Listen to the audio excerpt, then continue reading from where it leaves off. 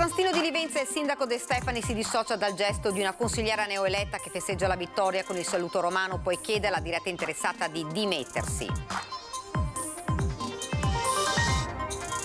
Incidente frontale lungo la Romea all'altezza del bivio per Campagna Lupi, ha coinvolto un camper e 2 auto, 5 feriti, traffico bloccato per ore. Vigili del fuoco e protezione civile del Veneto in soccorso alle popolazioni alluvionate dell'Emilia Romagna. L'assessore regionale Bottacin spiega che qui invece la situazione è stabile. Taglio del nastro questa mattina alla presenza dei sindaci di Dolo, Mira e Fiesso d'Artico, oltre che della Regione, 8 gli interventi di consolidamento degli argini messi in campo. L'Unione Sindacati di Base ha indetto uno sciopero nazionale nella giornata del 26 maggio. A Venezia si rischia la paralisi, in particolare per i trasporti lagunari. Una comunità energetica per aiutare le famiglie in difficoltà. La proposta arriva dalla parrocchia Messina di San Giuseppe per sfruttare l'abbondante energia prodotta dai pannelli solari. Primo giorno di vernice per la 18ª mostra internazionale di architettura della Biennale di Venezia dal titolo Il laboratorio del futuro, con luci puntate sul continente africano. Buonasera e ben ritrovati dalla redazione di Venezia. Dunque questi titoli li avete sentito. A San Stino di Livenza il sindaco Gianluca De Stefani si dissocia dal gesto di una consigliera neoletta che festeggia la vittoria con il saluto romano, poi chiede alla diretta interessata di dimettersi. Ci sarà forse un problema culturale all'origine del gesto di Laura Motta, nata in Germania nel 1983, ma a quanto pare a San Stino di Livenza non è la sola. E se torna mette sul duce perché gli handicappati e tutto il resto gli hanno morire prima di nascere. Al bar poco lontano dal municipio si gioca a carte, si minimizza, non si risponde o ci si scherza sopra. Adesso il sindaco ha detto che si deve dimettere, secondo lei? E ora? È giusto? Il saluto romano della leghista nel frattempo crea stupore e imbarazzo, il gesto che nessuno si aspettava davanti al comune fra i colleghi esultanti a 2 passi dalle targhe commemorative delle vittime del nazifascismo. Tutto immortalato in un video, il fermo immagine ha fatto il giro del web.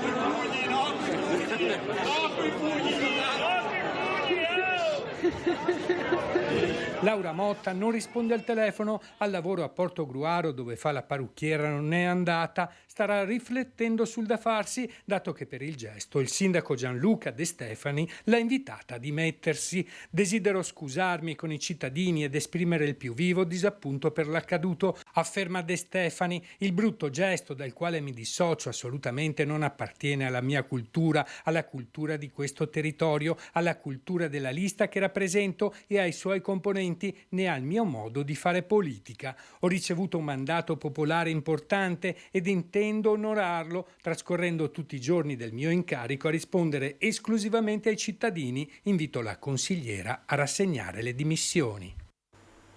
Siamo alla cronaca. Incidente questa mattina verso le 5 a Sant'Anna di Chioggia. Un'auto con 2 uomini a bordo stava percorrendo strada Margherita quando, per cause ancora al vaglio dei carabinieri intervenuti per eseguire i rilievi dell'incidente, è uscita dalla carreggiata finendo nel fosso. Le squadre dei vigili del fuoco, arrivate pochi minuti dopo, hanno estratto uno dei 2 feriti rimasto intrappolato tra le lamiere, l'altro invece era già riuscito a liberarsi. Entrambi sono stati affidati alle cure del 118 e portati all'ospedale per accertamenti.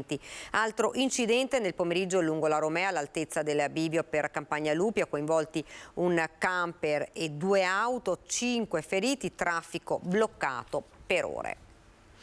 Ed ora arriviamo al maltempo. Mentre Vigili del Fuoco e Protezione Civile del Veneto sono andati in supporto all'Emilia Romagna, la situazione nella nostra regione è stabile, a dirlo l'assessore regionale Bottacin.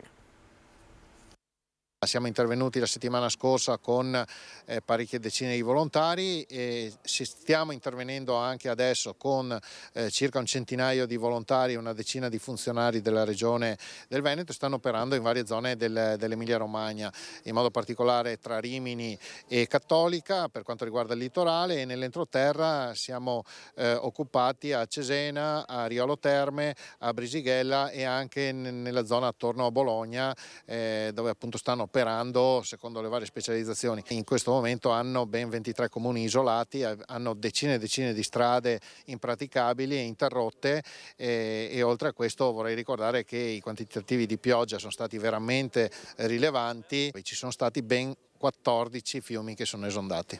La Protezione Civile del Veneto e i Vigili del Fuoco sono partiti per dare supporto alle popolazioni dell'Emilia-Romagna drammaticamente colpite dal maltempo.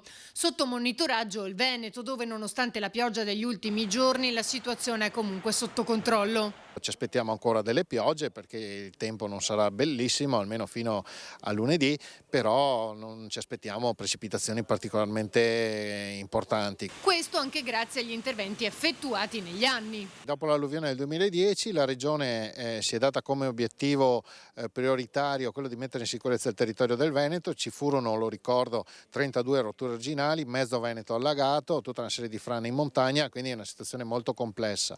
Da allora sono stati realizzati cantieri, centinaia e centinaia di cantieri per un importo di circa 1,5 miliardi di euro, 320 milioni in questi ultimi 8 anni solo di manutenzione del territorio.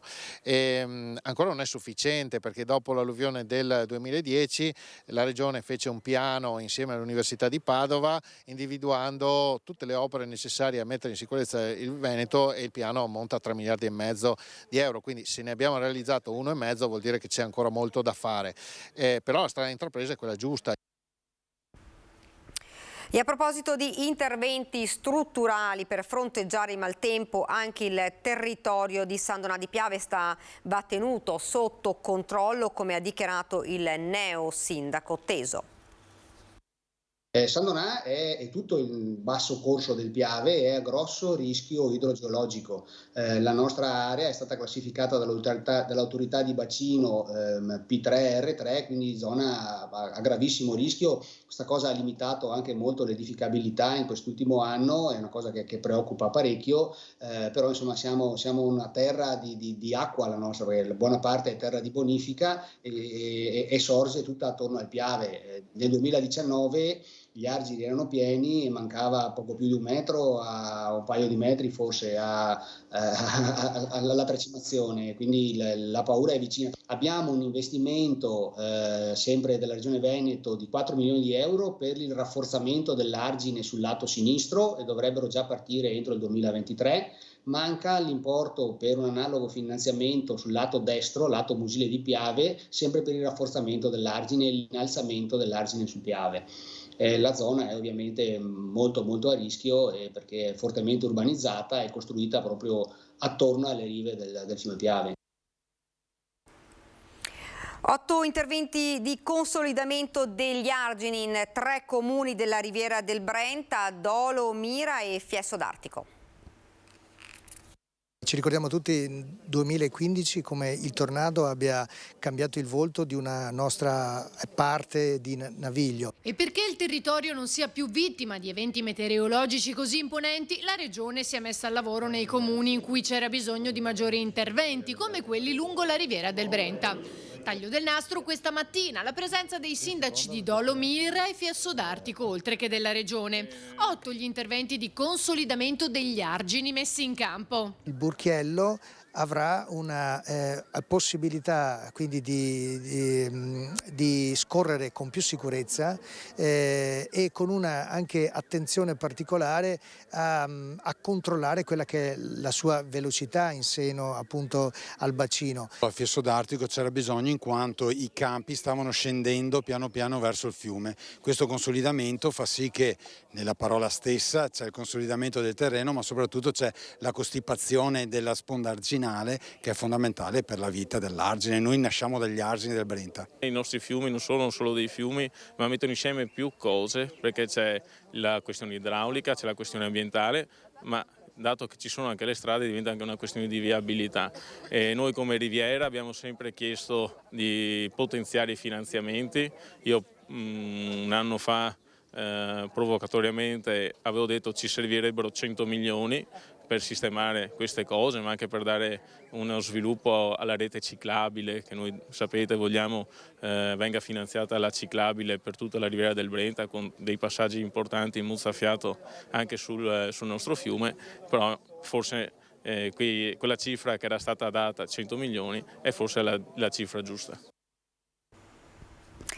Oggi il governatore Zaia ha firmato il decreto di stato di emergenza per le eccezionali avversità atmosferiche che si sono verificate tra ieri e oggi nei territori della provincia di Rovigo e della città metropolitana di Venezia, in particolare lungo il litorale.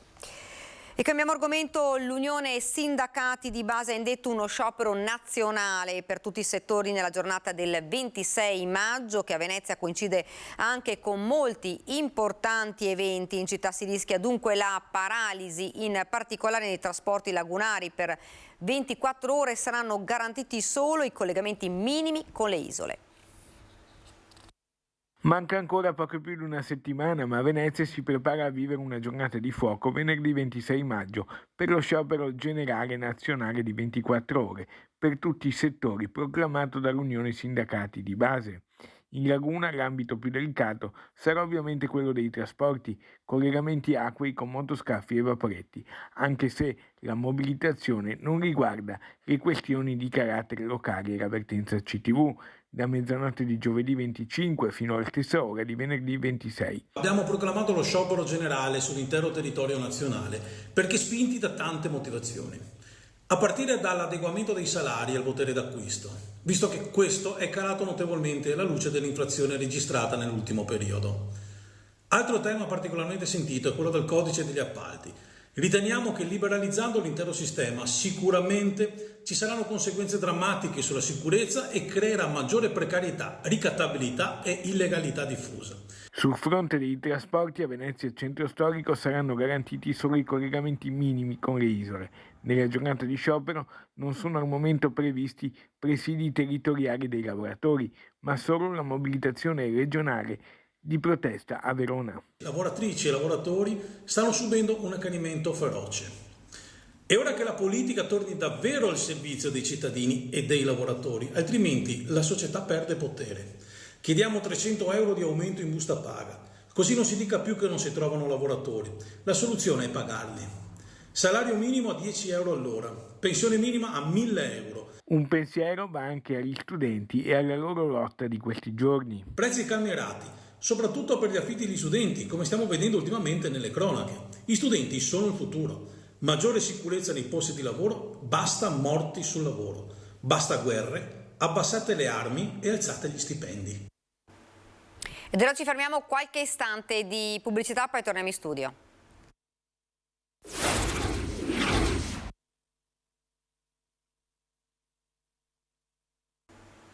Siamo tornati nuovamente in studio, parliamo ora di energia, una comunità energetica per aiutare le famiglie in difficoltà. La proposta arriva dalla parrocchia Mestrina di San Giuseppe e sentiamo di che cosa si tratta.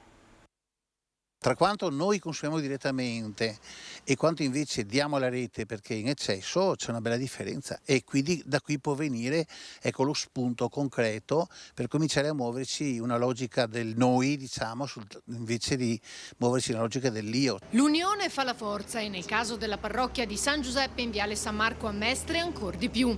Ci si è resi conto che l'energia accumulata grazie ai pannelli solari è superiore a quella di cui si necessita, così si è pensato di metterla a disposizione delle famiglie circostanti creando una comunità energetica. Si sposa bene con la conformazione del quartiere, che è fatta di tanti piccoli rioni oppure piccole case a schiera, condomini non troppo grandi, e c'è quindi la possibilità di creare appunto questa specie di microrete, diciamo, dove si condivide questa eccedenza di energia elettrica prodotta dai pannelli solari. Il progetto è stato illustrato oggi in parrocchia per spiegare in che cosa consista una comunità energetica che mette insieme la produzione e la distribuzione di energia elettrica. Sicuramente ci sarà un alleggerimento, no?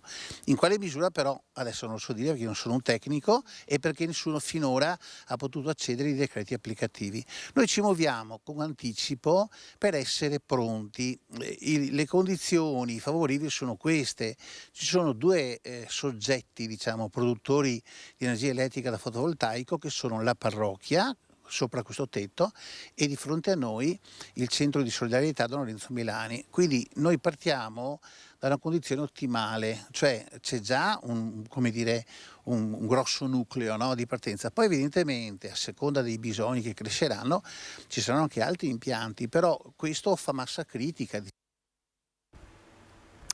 L'impegno dell'associazione anche per sostenere il centro antiviolenza del Comune di Venezia con l'inaugurazione della nuova sede del Lido di Venezia e Pellestrina. Taglio del nastro, benedizione dei volontari dei presenti e festa grande per la nuova sede della Proloco del Lido di Venezia e Pellestrina. Da 8 anni la Proloco svolge a titolo gratuito e di volontariato un prezioso lavoro per tutto il territorio. La nuova sede, ottenuta grazie all'interessamento dell'assessore Mar, svolgerà un importante ruolo di riferimento per la cittadinanza con tante iniziative e sosterrà in particolare la battaglia culturale contro la violenza di genere, pronti a dare aiuto. L'apertura dei 2 nuovi sportelli, uno in centro storico a Venezia e uno al Lido, ha fatto in modo che le donne dei territori, dei rispettivi territori, si avvicinassero e chiedessero aiuto. Sappiamo che la violenza contro le donne è un tema purtroppo molto attuale, di grande attualità, e aumentano sempre di più i casi. Le associazioni che lavorano nel territorio sono molto importanti per noi. Ho ringraziato la Proloco del Lido anche per tutto il lavoro che ha fatto in questi 8 anni in maniera indefessa. Hanno chiesto una sede, ovvio, abbiamo cercato di vedere quella che si avvicinava più alle esigenze della comunità. Una nuova sede aperta a tutti, resa viva dalla presenza dei volontari, che è anche un gesto concreto di ringraziamento per il lavoro svolto. Presenti alla cerimonia anche la polizia locale, Carabinieri e il nucleo di protezione civile del Lido. Siamo veramente molto contenti, ringraziamo il Comune per averci dato una sede così prestigiosa, il che ci gratifica per il lavoro fatto e ci rende veramente orgogliose e contente di andare avanti con nuovi progetti. Il loro obiettivo è quello di rivitalizzare, se possiamo così dire, sia il Lido che Pellestrina, quindi spero che ci sia una ancor più maggiore collaborazione tra la municipalità e la Proloco. Complimenti a quello che hanno fatto e a quello che spero faranno ancora per il Lido. Primo giorno di vernice per la 18ª mostra internazionale di architettura della Biennale di Venezia. La nostra intervista alla curatrice Leslie Locco. Si è aperta oggi con il primo giorno di vernice la 18ª edizione della Mostra Internazionale di Architettura della Biennale di Venezia. Il Laboratorio del Futuro è il titolo dell'esposizione che mette al centro il continente africano, scelto dalla curatrice Leslie Locco, fortemente voluto dal presidente della Biennale Roberto Cicutto, entrambi presenti oggi, capaci di interpretare i segnali dell'architettura partendo dal sud del mondo. 2 parole, 10 parole. 10. It's a laboratory. Ma non nel senso convenzionale, più nel senso di una postazione di lavoro, nel senso che non è che le provi, non è che le sperimenti e basta, però ci lavori proprio. La curatrice spiega così la scelta di puntare sull'Africa. Non è comune che i padiglioni rispondano precisamente al tema della curatrice e invece questa volta l'hanno fatto. È stato interessante perché hanno risposto collegando anche temi che non hanno a che fare con Africa, con non Africa. Venezia per me è un posto di estrema ibridazione, quindi il leone è anche il simbolo che noi siamo stati a Venezia, Venezia è stata da noi, siamo intrecciati l'uno con l'altro. Ecco come e perché venire a visitare una mostra che sta già facendo parlare di sé al mondo. Venite con una mente aperta. Una calciatrice dell'Under 15 giovanile del Pro Venezia, società di calcio dilettantistico, è stata squalificata per oltre un anno dal giudice sportivo per aver rivolto gravi e pesanti epiteti razziali al direttore di casa durante una partita disputata a Sant'Alvise. La società è stata anche condannata al pagamento di un'ammenda di 500 euro e alla disputa di 2 partite a porte chiuse. E questa era la nostra ultima notizia. Vi lascio alle previsioni del tempo. Grazie per averci seguito. Arrivederci.